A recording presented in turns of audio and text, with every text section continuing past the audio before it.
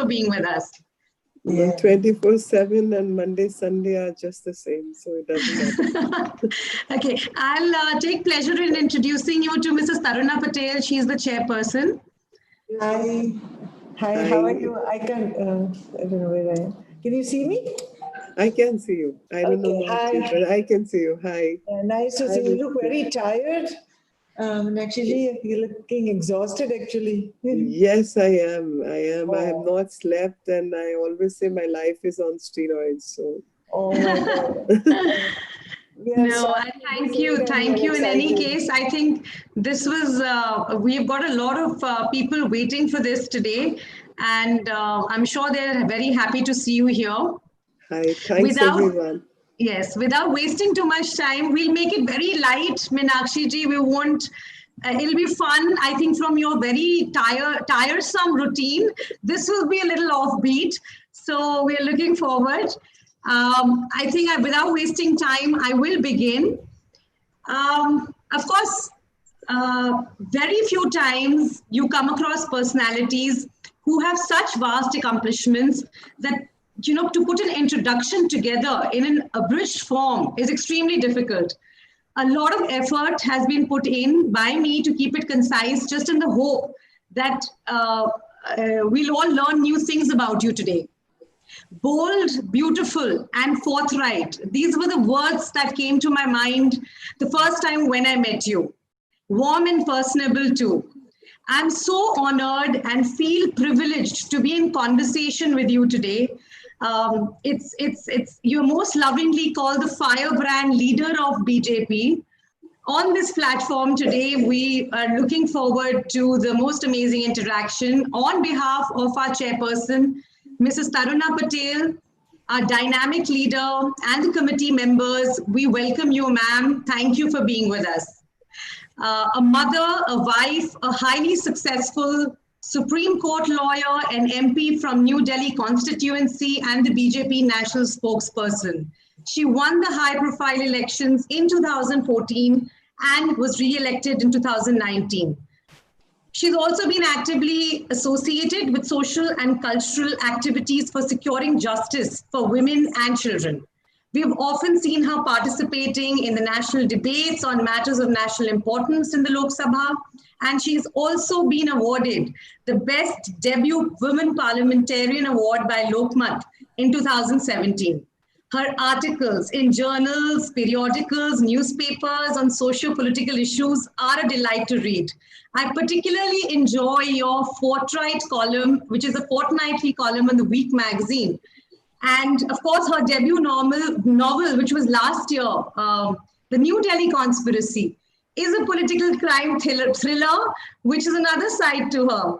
So very warm welcome. As always, it's a delight to welcome our members also. Without them, everything is meaningless here. And our past chairpersons for their constant support. May I now request Mrs. Taruna Patel to say a few words. Thank you, Aditi, and a very good afternoon, everyone.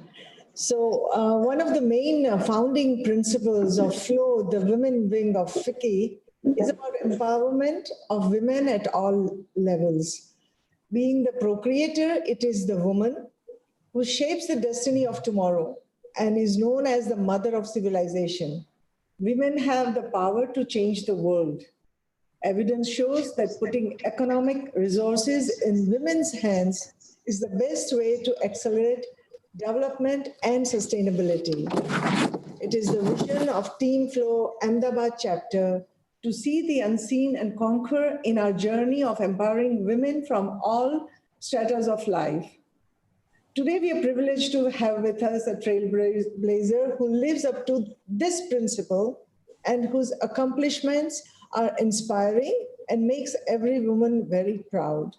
It is my pleasure to invite our honorable guest today, Mrs. Meenakshi Lekhi, on our platform, FLO Ahmedabad chapter.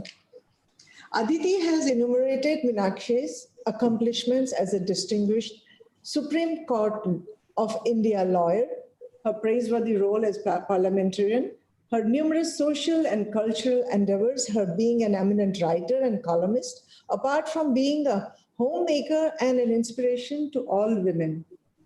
She lives in New Delhi with her husband, Mr. Aman Lekhi, and two grown-up sons, and balances her time evenly between family and public life.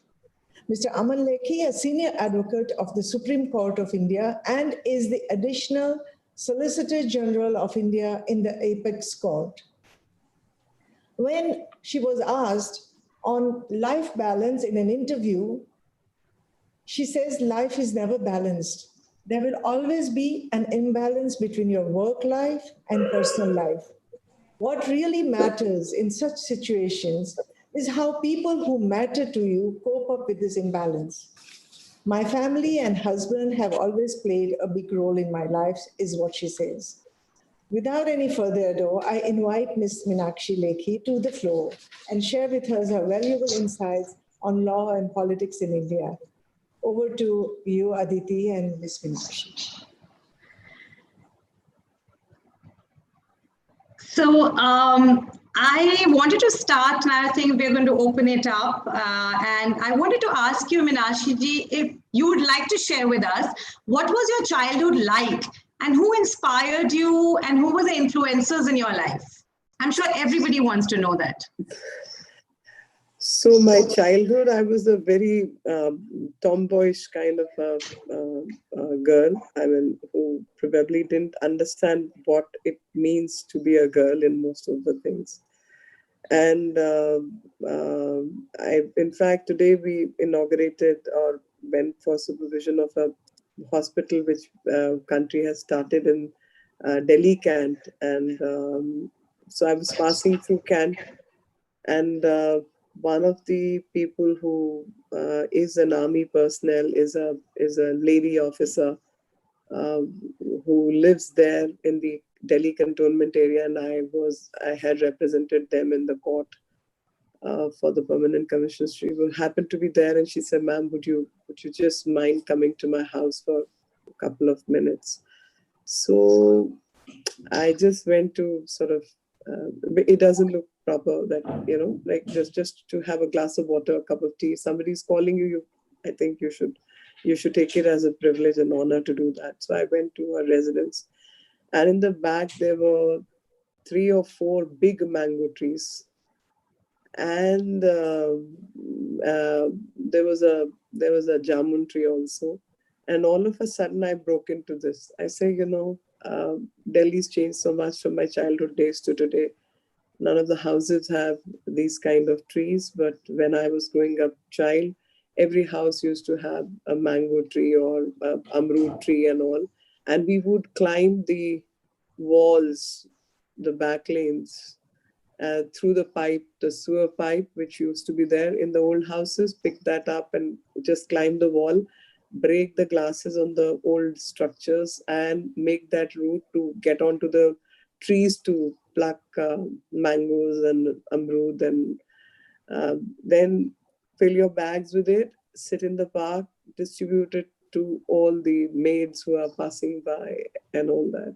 So that was my childhood, a very, very tomboyish kid, a girl who was busy, trying to be a Robin Hood. And there have been incidents after incidents. A mischievous child, very outgoing, fun-loving, adventurous, and I was one of the few girls who could climb the walls with rope and rappelling and do all kinds of silly things. So that has been my childhood, and today also at the heart things have not changed. I may have physically changed. I may not have the same fitness levels, but because this girl's from the army, and I was telling her, I said, can you make me join the territorial army, and I can do the monkey rope and give a challenge to all the male colleagues. If you can train this woman at this age, then all of us can get trained. So this is my childhood. Happy you've asked this question, because just the question make me feel good, and memories of childhood come back, and who you really are and what you really love, cycling and rappelling and yachting, all kinds of activities, very, very adventurous. Who inspired you? So I think every child has inspirations coming from home. And I have tried to locate my mother's picture. I just couldn't do that. My mom was in paramilitary, and she was one of the people who, um, I think around 62 war period. So 60s in 61, 62, these, or maybe later 63, 64, these girls would have been recruited for something called Punjab Raksha Dal, and she was part of that. So I remember her picture with a khaki, and of course those were black and white pictures, with a gun, Oh. and a scarf around her neck. So I mean, of course, my dad loved me a lot, but I guess the inspiration comes from others. So she was my hero all my life. We all love our mothers, but my mom, I felt for her time, she was an exceptional person, and she was a very, very good looking woman, and very, very courageous. I've seen her catch a snake, take care of the kids, do all kinds of things. So I guess the initial seeds of what you wish to be, and how you can face up to adversity and you keep your character intact, comes from my mom. So I do understand where you get your looks from, and No, it's no, right for me to say looks bold are and my father's. beautiful. Looks are from my father. I'm my father's daughter, but Okay. but my mom was very, very pretty. I mean, I always used to put my face on her feet as a growing up kid. You can imagine the kind of I today I look at it differently, understand it differently, and I used to put my face on her legs and say, "Look, your feet are beautiful, much prettier than I am. My face is." So I must Okay. have grown up as a very, very complex child. No, no, not at all. So I will move to the next question. Over the years, you've garnered a lot of attention on your views on various national importance, such as sexual harassment in the workplace and the triple talaq bill as well. In general, what we see is that these laws and acts, they seem very useful, but we don't really get to know how it really has changed the plight of the Muslim women in India. Laws are susceptible to misuse. What are your views on the same, and what steps and advice would you give to people who are on our platform today to take to lawfully protect themselves at workplace, because there are many working women here? So there are two aspects to it. You've put two questions which are coming from two different paradigms. So I come from a time and age when there was no sexual harassment at workplace enactment, and I grew up in that time. And I know for sure, because if I remember when kids were very young, and I was standing, like all mothers wait outside the school waiting for the children to come, and we were all um, 3, 4 different professionals. Like I was a lawyer, I had another parent who was a professor at college in Delhi University, a physics teacher, an economist, and a chartered accountant. And all girls grew up in different cities of the country. And each one of us had a similar kind of story to share, that as young people, we saw a few things which were very unhealthy. In today's time and age, we can even discuss and we can even talk. But when you are growing up and when you're very young, it's hard even to express that kind of bad behavior coming from men in public places. And the surprising part which struck me that day was that we were miles apart. We must be similar age, 1 or 2 years here there. 4 parents, all working women, all coming from different parts of the country, and all had the same experience, and which was quite a teller, that no matter which part of the country you live in, where you come from, whether it's a bus or it's waiting for a bus, or it's teaching in a college and coming out. It's going to a college, traveling in a train, traveling in an auto. Experience of growing up, women are just about the same. And somewhere or the other, this harassment, this business of sexual harassment, each one has gone through in one form or the other.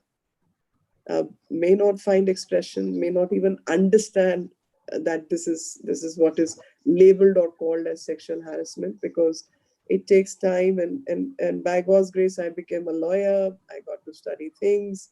I got to express myself, and I was working also.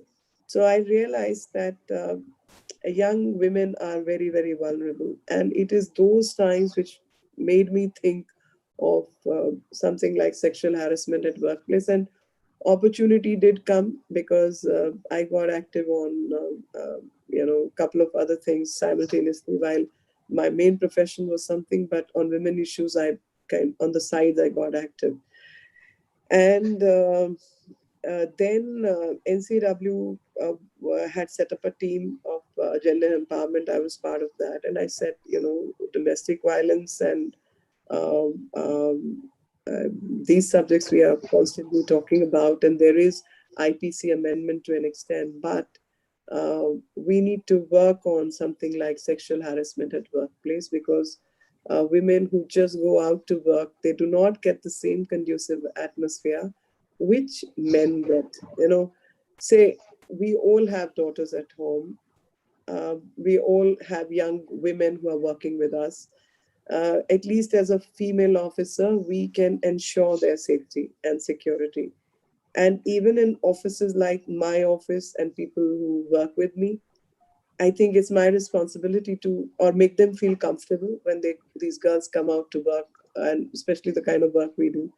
But not once, but repeatedly, I have come across instances that somebody or the other attempted to misbehave, even when knowing a toughie like me is heading that place. So it's not as if instances have stopped. People still approach girls negatively. They will send their pictures and posts on WhatsApp. And as a working person, you have to share your phone number. The moment you have share your phone number, somebody's sending you messages at 11 p.m., at 2 a.m.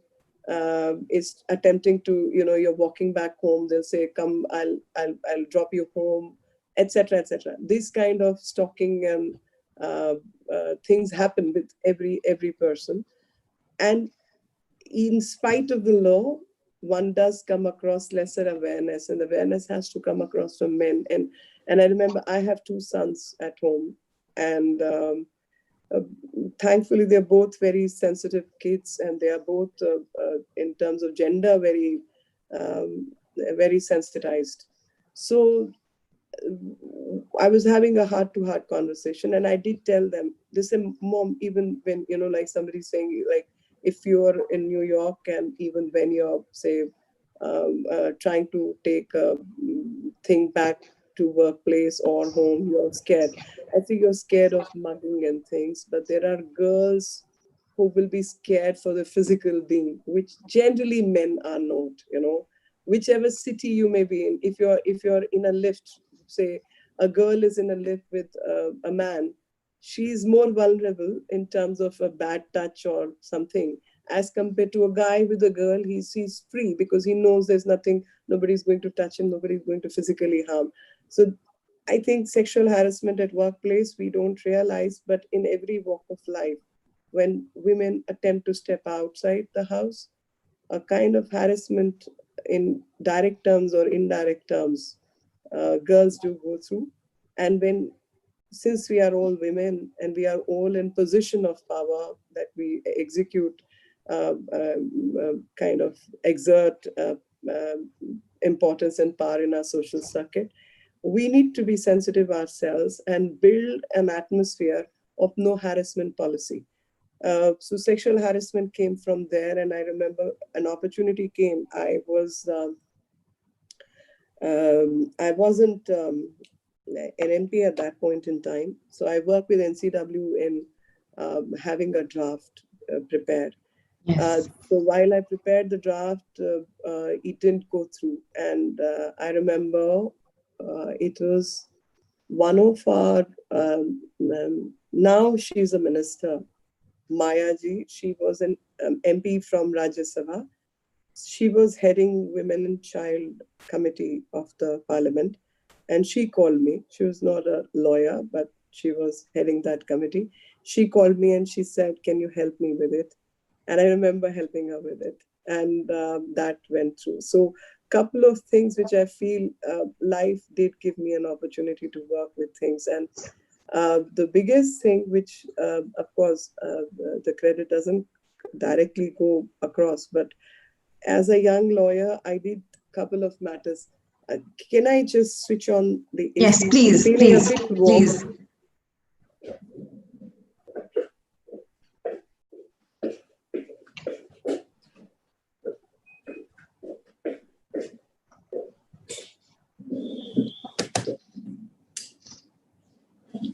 Sorry, I'm feeling a bit more. Not at all. Yes. So I did a case called Shanti Mukund rape case. That's way back. And so I remember trying to seek punishment for the culprit who gorged the eye out of this nurse in the hospital. She was a nurse working, young person, 19-year-old, and with a patient who was in coma. At night, the ward boy went in and not just raped her, but took off her eye also. And that eye remained hanging for a week and no one took care for her. So seeing that trauma so close up front, and it took us 8 years. The trial happened and matter went to the High Court, matter went to the Supreme Court. Certain parallel litigations happened against the hospital, against the doctors, etc., etc. So I was with that girl all this while. And every time the issue of punishment came, and I would argue that this is a case where there are two attempts to murder. She has survived by God's grace and not because of the accused grace. And two, she's been raped. Both are heinous crimes. And in our case, in our country, the exaggerated form of punishment didn't exist. So if there is, so they say you can't prove attempt to murder. She's there. It's at best a grievous injury. Show us the law. Rape attracts, but this is not, rarest of the rare. So life imprisonment is what this man got. He never got death, and we kept asking for death. The girl kept asking for death. I kept asking for death, but the death didn't come. And 8 years of that trauma, which even as a lawyer, I feel as a lawyer also you go through the same trauma because you're interacting with the person on daily basis. She could not support herself. The family couldn't support. My means were limited, etc., etc. Her prosthesis had to be changed every now and then because that the gap will increase and this eyeball will fall off. So all this kind of changed my, or say evolved my thinking that in cases of rape where such personal harm happens, which cannot be compensated by any means, and it's a life-altering event. Rape itself is a life-altering event, but physical harm which leaves a scar which is untreatable in any form, a permanent injury to the body, it should get death penalty. And unfortunately, that was not the law. So this man got life imprisonment and was, after completing 14 years in jail, it is treated on grounds of good behavior, etc. He would still come out. Oh my gosh. So in law says life, but the remissions, commissions, etc. get accumulated, and depending on the state and depending on the conduct, 14 years, 16 years, 18 years, these 20 years, these people do come out of the again. So has this changed? Do you see this change now since then to now? Yes, I'm coming to that. I'm coming to that very aspect. So that changed my thinking, evolved my thinking rather. And I said, this law needs to go.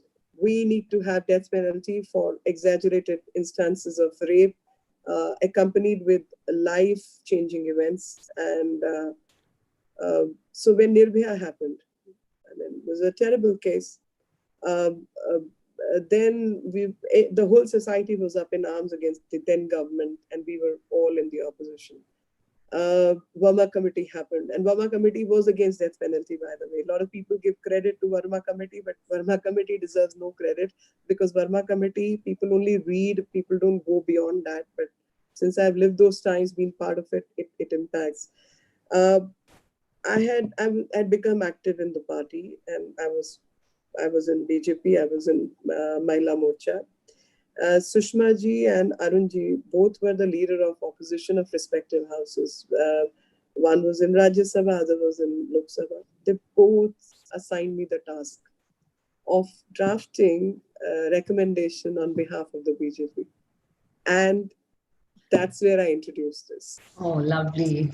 and it went, I drafted the whole thing, how stalking has to be made an offense, how exaggerated circumstances in rape cases should attract death penalty, how child rape should have different set of penalties, that life, death, etc., in an escalated form. And all these changes that we, on behalf of the party, that letter which was finally signed by Nitin Gadkari ji, who was the party president, 70% of the recommendations of that letter got accepted by the then government, and that became the law. And the rest, when we came to power, we changed that. So I feel good that it has been a life worth living, that whatever little opportunity came your way, one has made the best of it, and one has been able to execute changes in the deeper sense of the society. The credits may or may not accrue to you. People may not know that you were behind these things, but you've seen the change happen in front of you, and you've been part of the change. So 2-3 such enactments, I feel very good about that. You know, one could help bring that change. And even if you're not getting bored, I will tell another story. Please, not at all. We are all here to listen to you. Somebody is asking, which act is it, ma'am? Is it this is the normal IPC amendment in the IPC. Amendments happened in IPC. Some amendments happened in CRPC for the processing and all that. So it's Indian Penal Code amendment relating to the punishment part of harassment and rape, etc. Then this was about this triple talaq thing. Right. So most interesting part is, in 85, I was a college-going student. I was doing BSc honors that time. I wasn't doing law.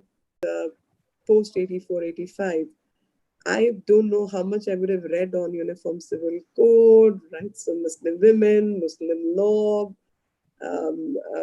Quran itself. I would have read all this all my life. So when the opportunity came again in the form of, triple talaq being being nullified by the enactment, I have lived through all this. So I think the flow would come so naturally, because you've thought over all those arguments in your head, not once, but so many years and multiple number of times.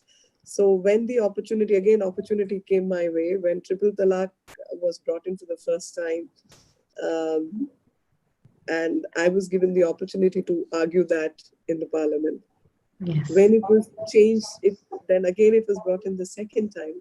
Again, second time also, I was given the opportunity to speak, and I had to still improvise upon, because what I had said on the first time was those arguments became public, and those arguments had been taken away, already came in the public view, and others started taking the same arguments. So now, obviously, when I'm giving the opportunity second time, I had to improvise on what I have said the first time, right? I have to be different the second time. Then it was brought the third time, and people would wonder, what is she going to say now? Yes, you're known for your witty one-liners too, which I'll take up in the next question. So third time again, and I said, and people say, how can you, like if given the kind of time we are given, a day before or that day itself or 2 days, we are told you have to argue this or you have to speak on this. How could you, come up with those? So I say, look, I have lived my life on these subjects. I've been kind of part of that history. That Arif Muhammad Khan was my hero when I was growing up. And I remember 85 very well. It's the Times of India, the editorial is etched in my head even today. Wow. And he made certain comments about another politician. Even that I remember. People may have forgotten, but I remember it. I remember every word of it. And then I with that background, I studied all this. So obviously things are going to be different, but happy that in my lifetime, all those subjects which one kind of lived through, wanted the changes are happening, and it gives a sense of what should I say, contentment. Contentment, yes. So you do see that these have made a difference. Do you see the numbers that have gone down, and or people are able to approach? Because like we said, we don't know how much of an impact it has on women. Can they easily approach the police station, report, and then easily, in comparison to what it used to be? I'm sure. You see, once it has been made unlawful, then it becomes even. Then the impact will be. Then you will see you will see the impact on society, but you'll not see the numbers because that statistic is absent.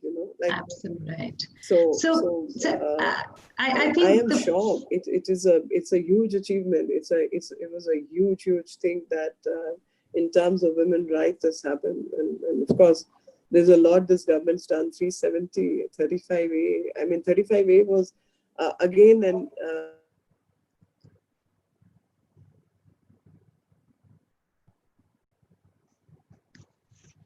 I think we've lost her. Is it frozen? I think there's a network is low at her place. Okay. Yeah. Mm-hmm. Okay. Right, now I can hear you. I can see you. Back again. So I'm saying 35A, going off 35A, people don't realize that a girl from Jammu and Kashmir, if say fell in love with a guy from Gujarat or Delhi or Punjab, she could not marry that person, because if she married that person, she will lose her citizenship of the state. Can you imagine that?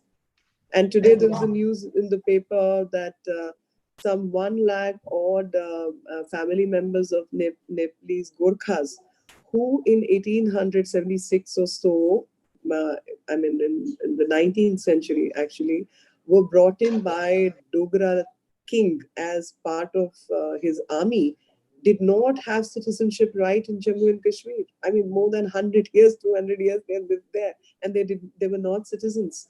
And Yes. same thing, women could not marry outside Jammu and Kashmir. I mean, how can yes. that law exist? Yes. So I guess a lot of changes have happened, and all for good. We attribute that to you. And in fact, I'd like to come up with something like, how do you react to the negative connotations by the opposition leaders?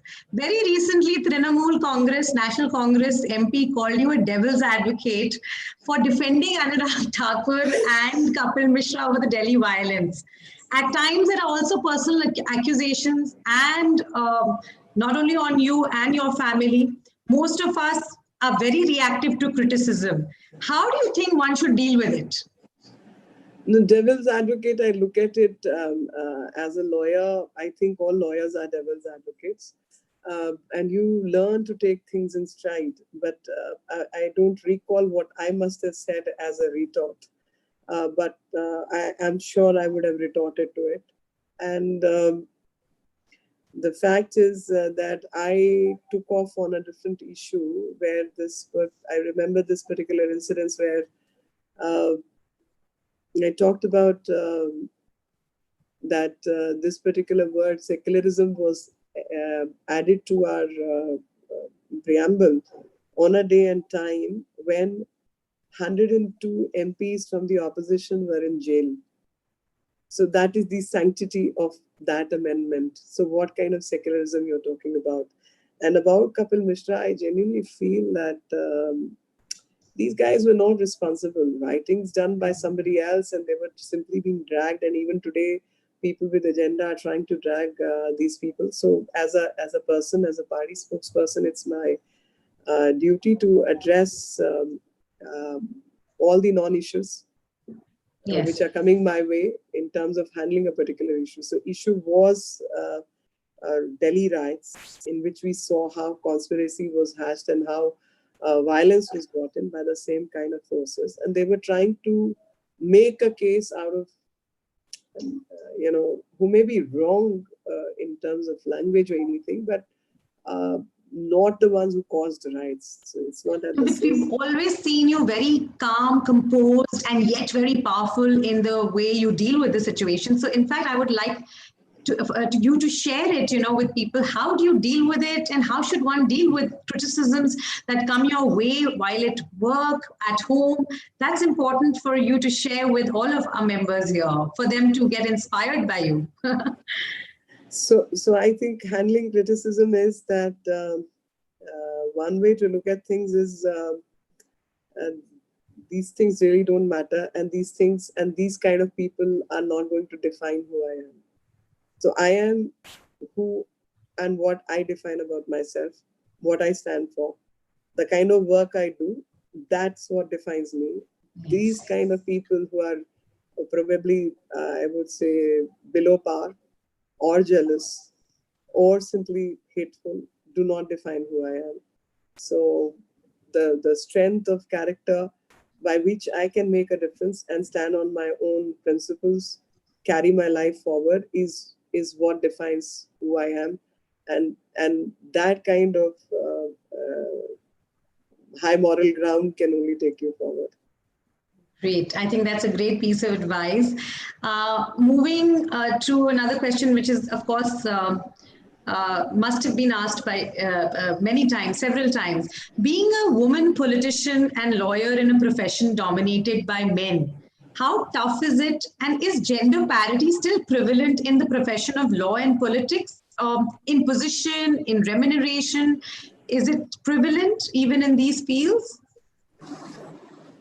So I don't know, because I feel as long as I worked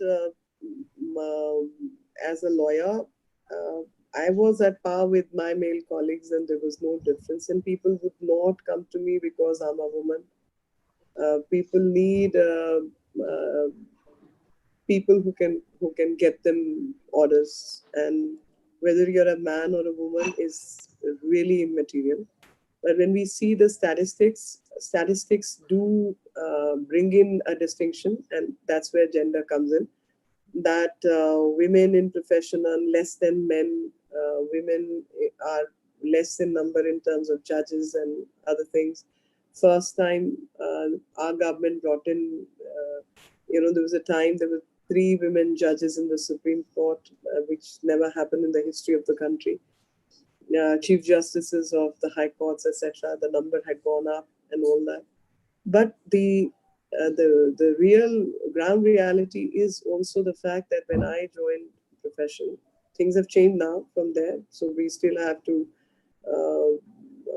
see the statistics and meet those younger people. But when I joined in profession, I remember I joined Delhi High Court as a member. And we were about 11 women, 11 stayed. So we were about 45 women who joined in at it, that year, 1990, there were about 45 women who joined in. And within a span of 5 years, only 11 remained. Rest all got out of the profession. And I will say this, that this is this is a tough profession to be in. And obviously, when it is education, college level, and all, men and women are just about the same. But when the family's responsibilities, etc., are there, and you need to start a life, like there's a age factor by which you should get married. There's certain age by which you should have children, etc., etc.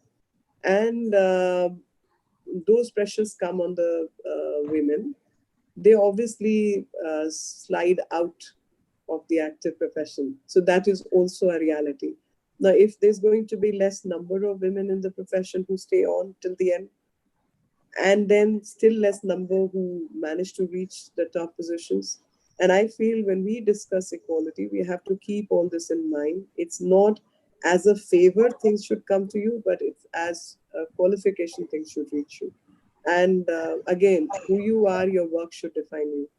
So if there are women who are able to make that mark, they are able to reach places. And if you falter, it's a harsh seat to be in, and it will treat you that way. It's true of any profession. I would say, when you go to a doctor, you want to go to a doctor who can, like heart surgeons. How many women are heart surgeons? Oncologists. So mostly women, even if they are surgeons, they will divert towards the gynae oncology. Right.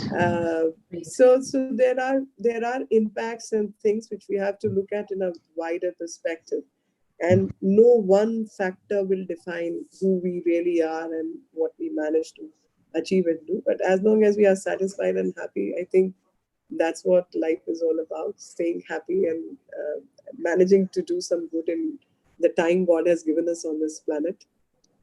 Yeah, great. So I'll ask, of course, regarding the current situation that we are all in.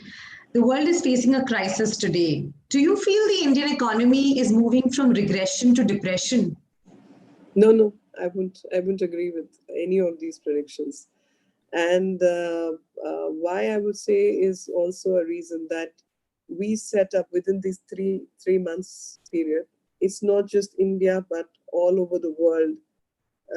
Economy came down, and the figures have come down. The reason being, we all understand the same reason: COVID, complete breakdown of the chains, the movements, everything disrupted. So there has been a huge disruption, and that disruption in life cannot have an impact, or will not have an impact on economy, is impossible. Ultimately, it's human activity which increases the GDP. And if human activity is going to come to a standstill, there will be no GDP. So buying, purchasing, manufacturing, everything's come down. And certain gaps were seen. So one of the biggest gap which we saw in India was that we were not manufacturing the PPE which India needs, the Right. quantity which we require, and obviously the demand went up because of the pandemic. We were not having adequate infra to do all that. But look how country came forward, how everyone put in the best. Today, from a few hundred to few lakh kits a day is what we are producing. And we are an economy which is very inward. So 60 to 70% of our economy comes from our own consumption. It is a consumption within the country. We are not an export-based economy. Export also we do, but it is not, our economy completely is not based on exports. So how I'm looking at it is that the moment life is a little more smooth and there is movement of people, economy will pick up. But you see how people have died, how numbers are going up. So when the virulence was at the peak, when people didn't know how to handle this pandemic, people didn't know what we are dealing with. People don't know even today what they are dealing with. In those circumstances, to have a lockdown of a country as big as ours, where awareness levels are so low, was quite a task. And I think in this feat, I must compliment Mr. Modi and the government, who could ensure that that many number of Indians don't die. Otherwise, our streets would have been full of body bags. Fortunately, we didn't see that. Fortunately, less number of people have died. Fortunately, the virulence has now been understood to have come down. So there are deaths, but the number of deaths in wholesome, I mean, even if infections gone up, but the number of deaths has come down. And within this time, the kind of strength we have shown that we could make all PPEs, we could deal with N95s, we could deal with face covers. We are in a position to even start exporting in coming days. And ventilators, we had shortage of ventilators. Nobody ever worked.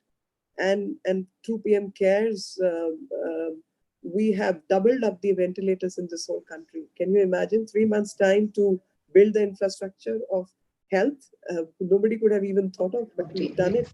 And today, this particular hospital, which DRDO has built, amazing part was that all the beds which are reclining, and you could handle that electronically. All the X-ray machines right next to the bed. There's an X-ray machine, right? Every bed has an X-ray machine. Every bed has an ECG. Every bed has a ventilator, oximeter with everything. But the ICU, every bed has a ventilator. All made in India. Everything was made in India, including on a barren land, an STP plant which treats the effluents with chlorine and ultra UVC rays. So the kind of scientific thinking we could display, and all this in 12 days' time. Wow. 10,000 beds plus 1,000, a new hospital set up in 12 days' time is remarkable. And I think if you have the right leadership, the right decision making happens, and the right decision making also benefits everyone. So we've seen all this. So I'm very sure and upbeat that demand will come back. And the moment demand comes back, we are all very, very smart, astute people. We know how to, I saw this in front of my eyes that everybody did a lot of good work. And so in the beginning March or so, I was seeking, and a friend of mine who's a professor at Princeton sent me a website detail that tell everyone to start wearing face covers. So I got into an argument that WHO is saying exactly the opposite. And they said, no, face covers is what everybody needs to wear, and you take that campaign forward. I said, no, I will not, because face covers are dangerous. So I said, no, let me research. So we researched, we found the good materials which we can use for face covers and all. And people who were manufacturing shirts and T-shirts and all that started manufacturing face covers. So that's how good we are. We improvise, we come up with decisions, we know what will sell, we know what is important. I mean, all this happened for charity because country was going through crisis, but this is how even businesses change. So if you're manufacturing cars, you tomorrow start manufacturing ventilator, because vehicles are selling less, ventilators are selling more. So let's do that. Oximeters, thermometers. So we are more smart people. So I'm very, very sure that business community is going to do well in coming years. But depression is something which everyone's facing, and more important to save lives than money. So even if you all incur some loss, we all go through a little difficult times. But even in terms of, say, fashion, it's becoming more on a practical fashion than the jazzed up fashion which we have all seen. So everywhere there's going to be an impact, but we are pretty well cushioned. Great. Of course, I have so much to ask and very little time, but of course, I will still continue asking one or two questions, and we'll open it up to everyone. This particular question, which is of course very interesting because I love your one-liners, I can't help but be in awe of the conviction that you have. You've struck back at the opposition leader, Rahul Gandhi. You've criticized CEO Satya Nadella for his remarks on CAA with your sharp and clever one-liners, like I said before. Literate also need to be educated. Or for that matter, even Turks find Timur brute when Saif Ali Khan spoke on concept of India originating from the British. Is being bold always beautiful or otherwise? Does it have major repercussions, threat to your personal or a professional life? So I'm sure it will have repercussion socially, because I think society generally per se would be more comfortable with uh, subdued, subjugated kind of lot. It's easy, you feel you can control those people. I don't know how much you do, but at least that feeling, that comfort is there. People who are upfront and have a mind of their own will definitely intimidate others. Do you advise our viewers here and members to be bold? I would say live your life the way you have a character, live truly what you feel and what you believe in. And I genuinely feel that whatever I said or did was not to make a statement or anything, but it is exactly how I feel. And I just can't stop feeling the way I feel. And I just can't stop living my life because I feel so strongly about certain things. I will react in that manner, And the reactions are because I find certain statements so absurd that I feel I will do injustice if I don't react. And I feel it's very hollow on part of people who just take all this lying down, After all, it's about my country, my people, my character, what I think is right. Why would I be intimidated by others in expressing that? So I would sort of despite the repercussions. Despite the repercussions. No, there are repercussions. Being stupid also has repercussions. Being timid has repercussions. Being bold will have repercussions. Repercussions will always be there for who you are. So it's okay. You live with what you believe in, and I think it's always easy, and your life is far less complicated if you live the way what you believe in. I mean, you don't have to hide yourself or play the games of charades. You don't have to do that. This is who I am. Take it or leave it. Your choice. So, of course, I've also grown in Lutyens, Delhi. What goes around in politics and in bureaucracy, I'm very well aware. How do you make choices about allowing people to walk up to you? You have to be wary of people all the time. This is another thing, power to say no, setting boundaries, realistic goals. Can you, enlighten us with this as well? So art of saying no is as having an impression that, one, you're no nonsense. If somebody is coming up with some silly favors, person should be half scared of asking the favors. Number one. Number two, if somebody is in need, the person should have the comfort that only she can help and she will help. And reputations get built over a period of time. How you deal with people, how you treat people, how compassionate, kind you can be, and how brutal you can be. Both go simultaneously. So if somebody is asking for wrong favor, you have to be absolutely brutal in your assault. And that reputation also travels. If somebody is in need and a genuine case of concern, and you end up helping that person, even that reputation goes a long way. And it has to be a mix of both, that people who are genuine, who need, should always find comfort that they can always approach you and you'll always stand by the side of the truth and the good citizenry. You'll do that. But wrong kind of people should not even attempt coming near you. And that intimidation should also remain as part of your personality type. That's how I look at things, and I think that's the kind of work I would like to do, or I would have done. I don't know. So coming to the last question, and I'll quickly take you through a rapid fire too. I have that ready so that it's quick and it's fun, because for everyone, we've touched upon very serious and very important issues. Who is Meenakshi Lekhi? In fact, sorry, I would come to this asking now, where do we see Meenakshi Lekhi 3 years down the line? Since I do remember you to be a strong contender in 2014 as the CM of Delhi. We hope to see you as the crown and crowd winner in your next elections. Crown and crowd winner, I still am. And I think in spite of all the bogies, I continue to do what I believe in and continue to be who I am. But crown, I think the head should be so strong that crowns should lose meaning. Ah, that's a beautiful line. I think that's something for everyone to take away from this today. And so I'll quickly now bring it to the rapid fire. This will be fun, and we would want you to be very candid, okay? This is what everybody... So the first one being, in order of ranking, how would you rank yourself? Better lawyer, better mother, better politician, or a better wife? I think a good mother.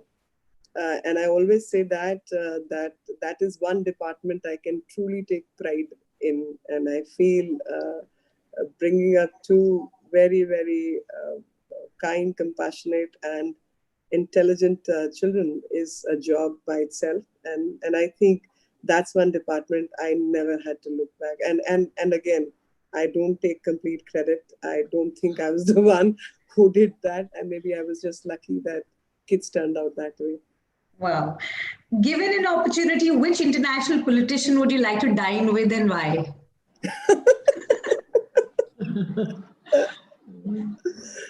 So to be honest, like I said.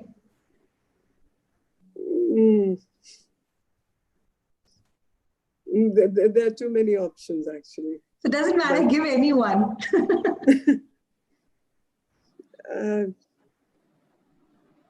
I don't know. I think it'll be Xi Jinping. Okay. Okay, so what is the meanest thing you have ever said to someone? Too many to count. Would you like to name one of the things that you said, or no? You'll pass this. No, I mean I won't remember, but I won't also say that I've never said any mean thing to anyone. I won't take that credit either. And because there will be too many, so I'm unable to count. Too many, okay. Two things that you'd like to change about yourself.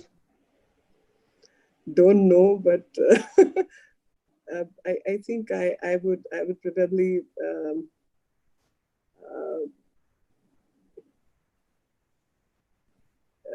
I mean, if I could be more pleasant. You say not bold, but pleasant, isn't? Is that what you're saying? No, I'm comfortable in my skin, and I think at my age and stage of life, you don't say or do things for others. You do what exactly you believe in, and how exactly you want to respond to things.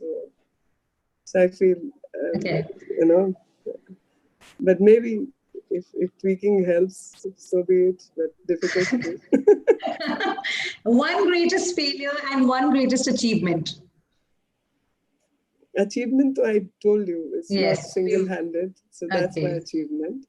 My boys are too precious. So not because every mother feels the same way, but I genuinely feel these two gems are really out of the world. They're both wonderful individuals and exactly the way I would have wanted my kids to be. A lot of character, will stand up for the right cause, very strong and hardworking. So and gender sensitive too. So I think that's what I wanted my boys to be, and exactly they've turned out that way. Biggest failure. Again, too many to count, so why go by this? One. It's a funny one, actually. So the fun part is that I mean, I always felt I was not bad in Hindi. My Hindi is pretty good, and I speak well and I can write well. But it so happened that one day we were at an event. This was, I think, Petroleum Ministry's event. And in fact, I had done one event in the morning with NDMC, and then this was the second event in the day in Siripot Auditorium. So the first event I did, I had not slept the night and must have been too exhausted or whatever. So morning I wrote, I took the pledge, Swachh Bharat, Swasth Bharat, which was absolutely fine, and wrote Meenakshi Lekhi in Hindi. That went.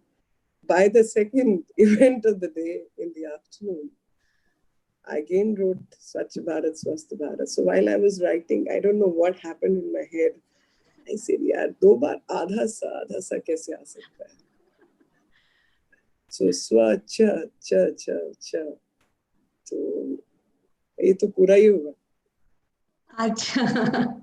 So after writing it adha, I made one line extra on Swachh and Swasth both. कि दो बार आधा कैसे हो सकता है, आधा सा.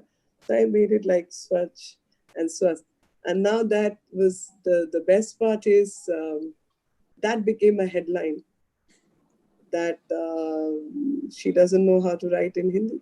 Oh gosh. Oh my gosh.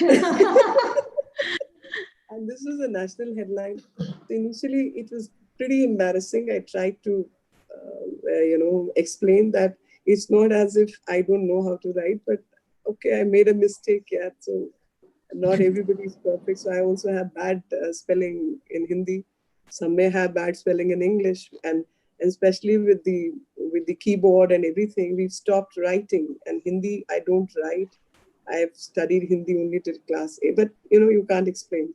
And there are no excuses, basically. Yes. Yeah, so I did say, yaar, ab ho gaya, spelling he mistake किया ना, तो सारे कितने हैं मैं तो जितने नेता बोलो उसका सबका ट्वीट उठा के मैं आपको दिखा देती हूँ उसने गलत हिंदी लिखा हुआ है तो पर मैंने कभी point out नहीं किया. But this becoming a national headline was I felt a bit much and little embarrassing in the beginning. Later I started enjoying and I started joking about it.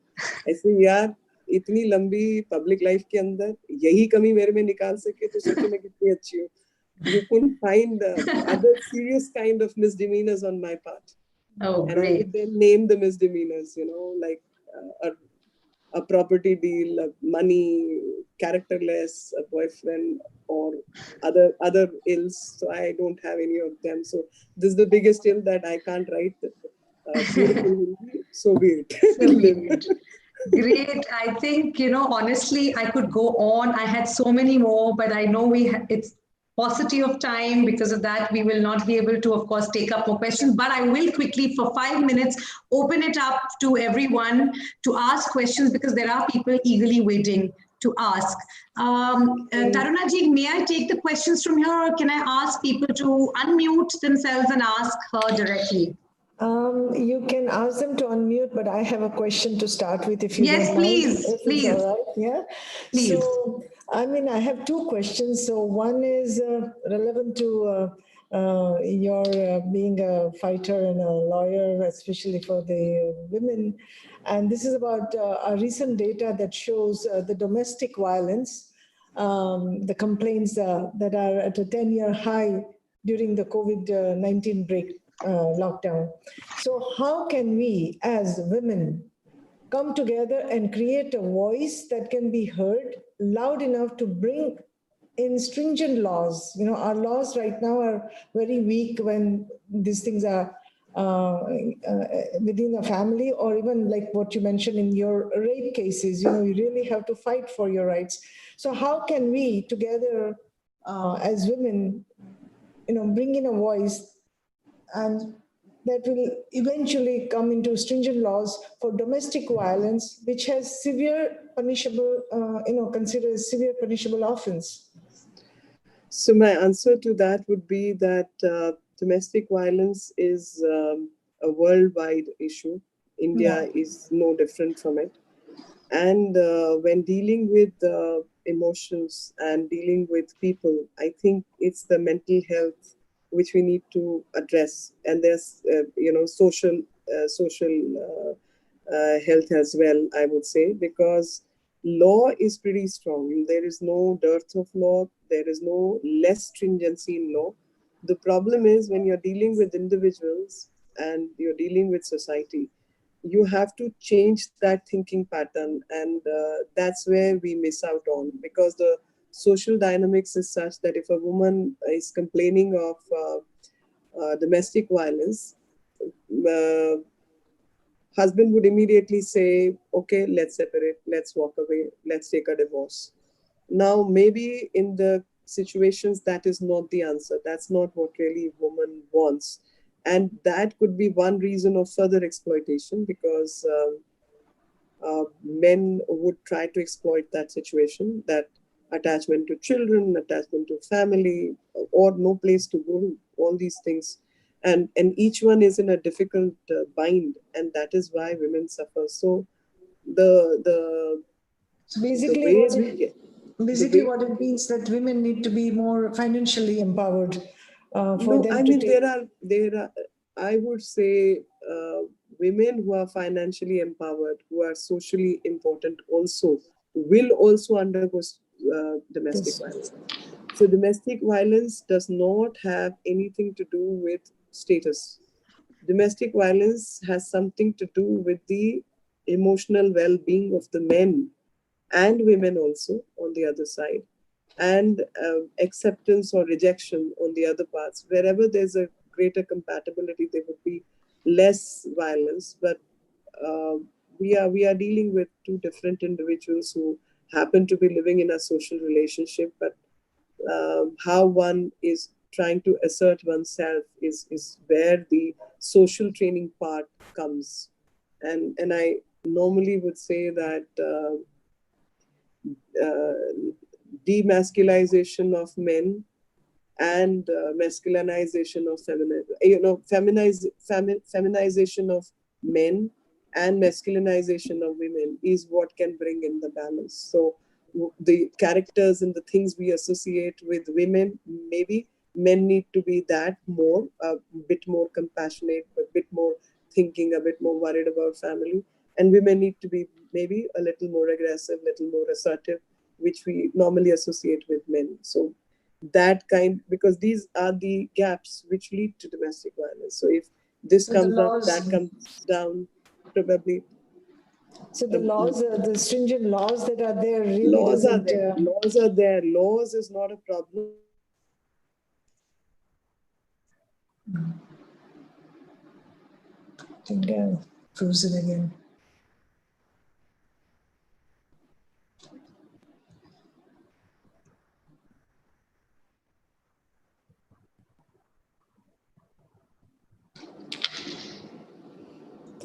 What do we do? Just, It's gone blank. yeah, it's gone blank. Let's just wait a minute, hopefully. Maybe signal. Yeah, it must be the signal. But I think we'd completed it. It's just that we were left with a few more questions. If anybody had wanted to ask, that's the thing. So yes, we've lost her.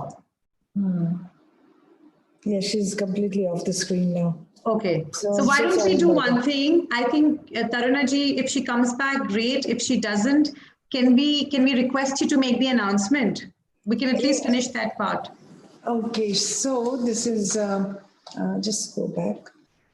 So this is an announcement, the FLO Ahmedabad. We are very excited actually as FLO Ahmedabad chapter, the team here, we are ready to unveil a new initiative, and it's called the Bonding Interest Groups, BIG, the power of connect. And these are special interest groups for members mentored by Aditi Parekh, Kiran Sevani, and Purva Damani. So if I may ask Kiran Sevani to take it from here and just explain what this BIG is all about and how big it is going to be. Okay. Can we ask Chitra to play the video in the meanwhile? Is that possible? Chitra from the Yes. We'll first ask her to quickly play it, and then Kiran can take it forward from here. And if Meenakshi comes back, then we'll break it. Not a problem. We'll break it, please. Yeah. Thank you. Can you call her meantime, Aditi, if you have her number? Yeah, it started.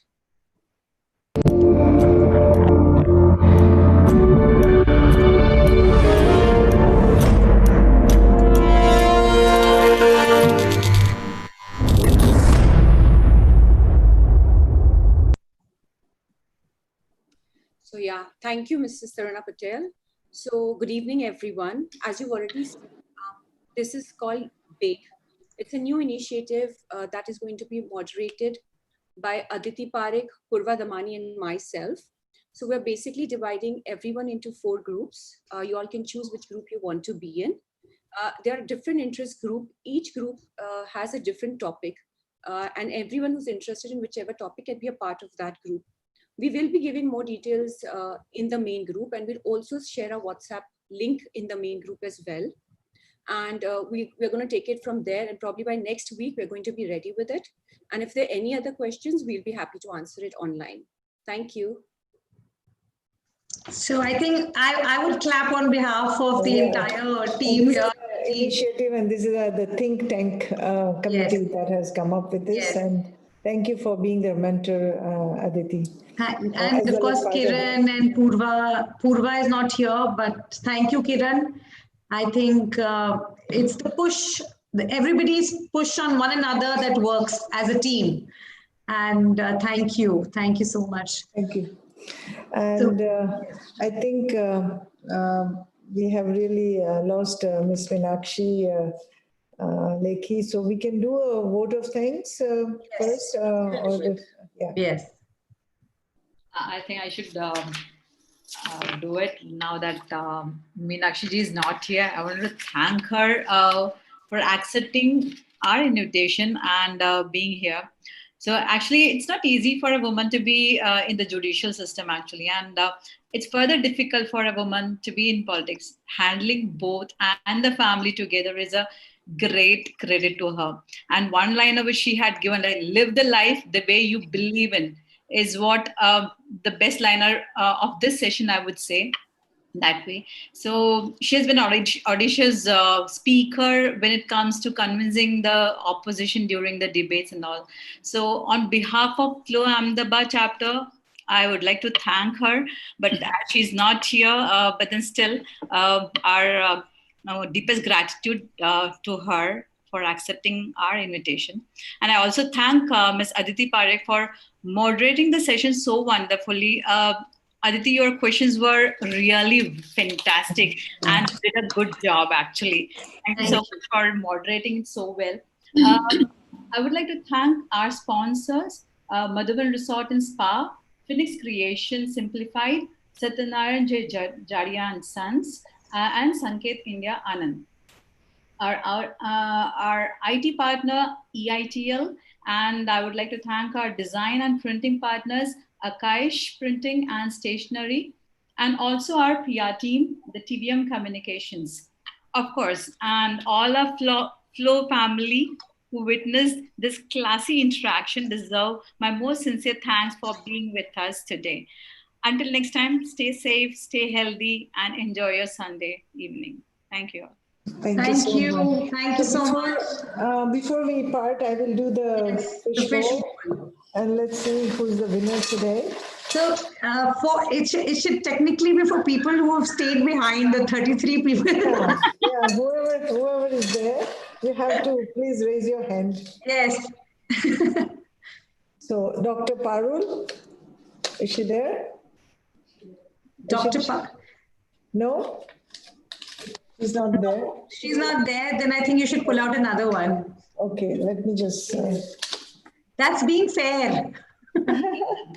Okay, Beena Handa. Oh, Beena Ben. Congratulations. Congratulations. Congratulations. Thanks for staying back. Yeah. Thank you so much. Yes. Thank you. Thank you so much. What did you think, Beena Ben, of our event today? Wow. I'm really feeling more energetic and I know. What time to sit and reflect. Am I doing what I want to do? I think that's the way I would put it. But remarkable. She was so exhausted, but she went through the whole hour, a little bit more than an hour. And yeah, it turned out to be really interesting. I hope a lot of people can catch it on YouTube. And yeah, very good. Thank you, Thank you, everyone. Aditi. Aditi, Thank that was you. really Great nice. job. Aditi Thank did a you. great job. And, Thank you. Thank you. Very well moderated. Thank you. Yes. Thank you. Thank you, Rupa. Thank you so much. It was lovely. Okay. Yeah, we learned Yeah. a lot from you guys. Rupa. We have the next week also very interesting. Yes, in fact, Meenakshi ji is back. See? Yes, I said, let me say bye to everyone. Also, nice. Yeah. So sweet of you. We were just talking Good to about see you, you. you know. Yeah, we were just talking about you. Can we do a vote of thanks for you? We did it without you, thinking you may not be back. But she gave a wonderful, Sarita Sinha gave a wonderful vote of thanks. So, Sarita, please say I'll it again. Thank you. Yeah, ma'am, it was wonderful to have you here. I was telling, like, it's not easy for a woman to be in judicial system, and it's further difficult for a woman to be in the politics. So your life at large is very inspiring. And the one liner which I'm like, it's the takeaway for me is live the life the way you believe in. So that's what I'm going to do that. And we have seen you in the TV, like you have been an audacious speaker. वो जो सामने opponents होते हैं ना उनके छक्के छुड़ा देते हैं ना तो वो देखना actually. And you have that convincing power which was throughout, like whenever you were there on TV, I have always watched you convincing your opponents. That was something which we enjoyed, I would say. So on behalf of FLO Ahmedabad chapter, I would like to thank you and express my deepest gratitude to you, Meenakshi ji, for being with us today, and you accepted it. Thank you so much.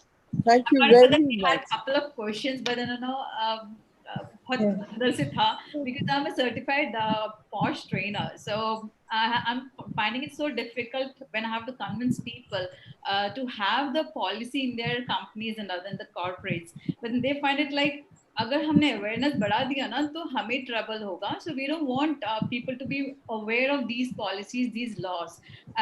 Because of that reason, they don't want to even have women working in their company because these policies are not supporting them, is what they feel. And there is no LC, that is local committee, in most of the places.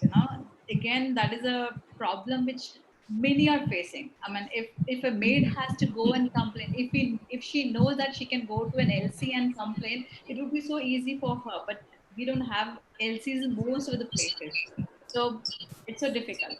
Though ICs are there, the internal committees are there, but they don't have the local committees in the district collectorate office and all. So that is something which I think, like, if we can take it up and make it a little more convenient for people to come and complain about it. Though we have SheBox online complaint system, but then people don't know about it. The awareness is not there. No, I remember I had an argument long back. If you have little time, I'll explain. In the mechanism structures, I had already asked that we include the labor law officers of the district or the district collector, and let that be a permanent structure. Like let district collector, DM's office be a sexual harassment at workplace committee also, and let them work with some social NGO. There's a structuring that 5 people, 2 outsiders, 50% women, and all that. So I said, let's use the administrative structure in the country, which already exists and doesn't need much to be done. But I don't know finally what the draft was passed by the parliament, and that particular impact it did not have. But I guess maybe in the implementation part, we need to still make it better. We do have that act of 2013, the sexual harassment of women at workplace prevention, prohibition and redressal act of 2013. That is there. But I'm saying part of redressal, the procedural mechanism in which even the women from unorganized sector can approach is not there. It is not there. So I remember even at that time I had asked for it, that let a district level officer be appointed and a sign, because there are, a lot of harassment of, say, women vendors who are selling ware on the streets, shopkeepers doing badtamizi, like that. And that kind of harassment, and there should be some committees. They said, where will you go? There is no end. So let's stick to the organized sector, and let's stick to the agencies within. So that was a view which came at that point. But maybe in later days we can think about something. Yeah. Thank you so much, ma'am. Thank you. And from Meenakshi, I lost you somewhere. But anyway, if you can see me, we want to get you. Yeah, we want you to. We want to get you to Gujarat, and for that, Madhuban Resort and Spa, the main sponsor of this program for FICCI Flow this year, would like to be our guest for a week. Wow. Okay, I'll say 1 day to a week, whatever time you may have. But it's a beautiful 5-star resort, and it's in the city of Anand, Amul Dairy town, the city of I would Anand. love to see Anand, actually. I've never been to Amul. So please be our guest, and I think Mitesh Bhai Patel, the MP. Yes, I know. So we have also joined with him for our FLO initiative of adopting a village. So as a minister, he has adopted a village, and I've joined hands with him from Ahmedabad chapter. And he told me that we will get her here, but Aditi managed it, and we are so grateful for that. No, thank you. Thank you so much. Thank you. I think one instance, and whenever I've met her, she's always been so warm. My mother remembers you so well. Today she said, thank you. My God, how much, she's a very warm person and a fantastic, inspirational figure, I would say, really. Thanks, Aditi. Thank you very much. Thank you. Please join us for a small vacation at Anand. Yes, ma'am. Yes. I'll send it. Yeah. Thank you so much for being with us. Thank you very much. Grateful. Thank you so much for sparing your time. In person. I will. And when I come. Let everyone stay safe, and we defeat Corona. Yes, we will together. Absolutely. And we'll see you soon. Yeah. Thank you. Bye-bye. Bye-bye. Bye-bye. Bye. Thank you. Bye-bye. So that was a bonus